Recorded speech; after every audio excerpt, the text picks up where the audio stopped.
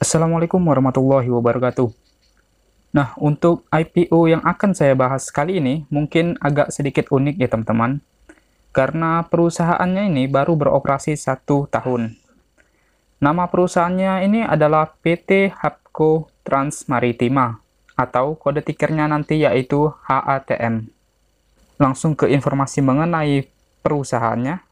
PT ini didirikan pada bulan Agustus 2019, untuk kantor pusatnya itu berada di Jalan Haji Imam Munandar, Kelurahan Tangkerang Utara, Kecamatan Bukit Raya, Pekanbaru di Riau. Kegiatan utama perseroan yaitu bergerak dalam bidang pengangkutan dengan kegiatan usaha angkutan laut dalam negeri untuk barang khusus. Intinya kegiatan perseroan ini adalah jasa pengangkutan barang dengan kapal laut ya teman-teman.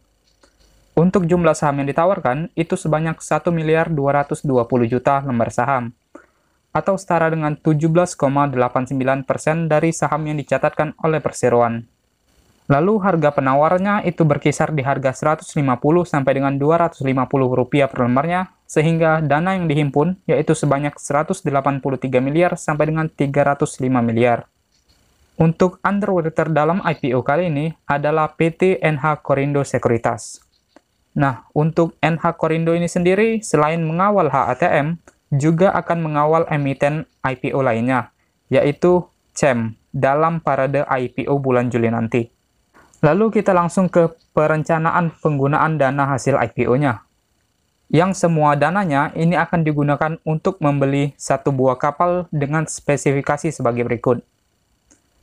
Nah, untuk jumlah dananya ini sendiri, ini sudah diperkirakan oleh perseroan, yaitu berkisar di 230 miliar sampai dengan 300 miliar ya teman-teman.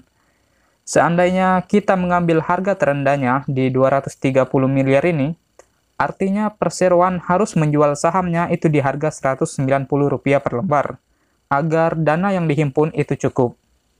Lalu untuk dari segi fundamentalnya, ini nggak terlalu saya bahas, karena perseroan ini baru beroperasi 1 tahun sejak 2021 kemarin. Jadi rasanya percuma aja kalau dibahas. Untuk kapal yang dimiliki perseroan, sampai dengan saat prospektus ini diterbitkan, perseroan hanya memiliki 3 buah kapal. Yang pertama itu Hapko Polaris, yang kedua Hapko Pioneer, dan yang ketiga Hapko Carina. Untuk spesifikasinya bisa kalian lihat sendiri di prospektus. Sedangkan untuk hutang perseroan, ini masih sangat kecil jika dibandingkan dengan aset perseroan, karena baru beroperasi. Dan juga dikarenakan adanya konversi hutang menjadi saham perseroan.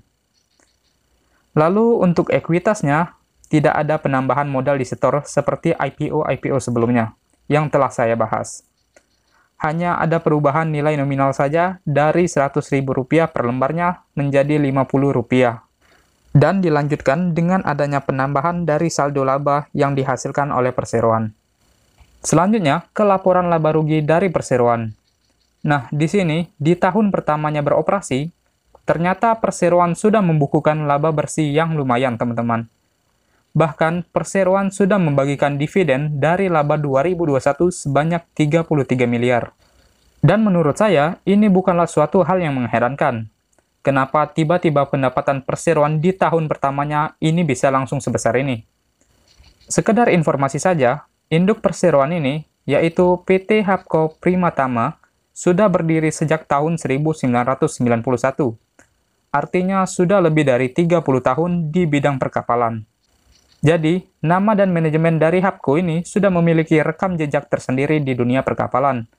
Perseroan ini hanya melanjutkan atau menambah lini bisnis baru dari induk perusahaan tersebut. Selanjutnya kita ke valuasi dari perseroan. Di sini saya bandingkan dengan salah satu perusahaan yang sudah listing di bursa, yaitu PSSI, di tahun 2021. Dan ternyata, baik dari PER dan PBV perseroan di tahun 2021 maupun estimasi 2022, ini lebih mahal jika dibandingkan dengan salah satu pesaingnya di bursa.